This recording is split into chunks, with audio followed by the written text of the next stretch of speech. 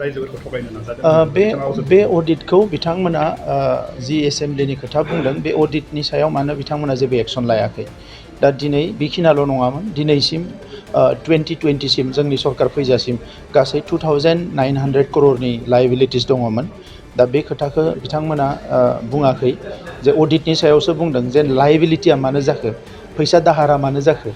मानि थाखाय बे दाहारा जाखो दा जोङो दिनै अडिट खालामनायखायसो मिथिदों 1500 कौटिनि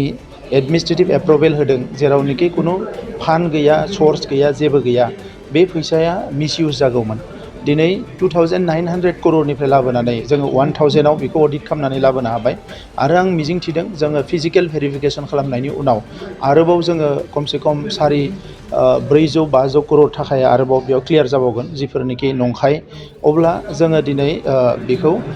जेनुइन जि बिल होनांगौ बियो 500 कौटिसो हयथ' जानो हानाय दा बेनिखायनो मोनसे गिदिर मोनसे एचिभमेन्ट बियो आदारवाइज बेवहाय गोबां फल्स बिल दङ बेवहाय गोबां सिडि फान्डनि नामाव जायखौ सिबा नायोमोन बेवहाय गोबां फल्स बिलफोर दङ खुन्दुं कम्बलनि बिलफोर दङ जायफोरनिखि रायजो राजानि थाखाय दिनै खामानि मावनो गोनां फैसाफोरखौ बेवहाय मिसइउज खालामदों दा बेफोरो जोबोद दुखुनांथाव बिथांमोना दाबो रियेलिटिजों फेस खालामनो नागिराखै दिनैबो जोंहा गोरिब गुन्द्रा दङ माने लेखा फरायनो थाखाय दाबो गथ'फ्रा जथेस्थ' खस्थ' खालामनाङो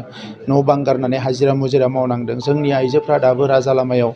हाजिरा मावगासिनो दङ बे 12 बोसोराव बिथांमोना बेफोरखौ जोबोद स्कप मोन्दोंमोन खामानि मावनो थाखाय दा बेफोरखौ मावाखै आरो फारसेथिं गभर्नमेन्टनि थाखाखौ मिसइउज खालामजोब्बाय आरो दिनैनि समाव फैनानै बिथांमोना जेफोरखौ एलिगेसनफोरखौ होदों बेयाव खुनु माने बास्तबता गैया दा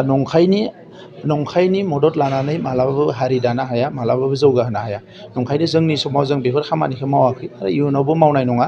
हारि जौगानायनि थाखाय ओनसोल जौगानायनि थाखाय जिखिनि बिबान दङ बेखौ जों मावलांबाय थागोन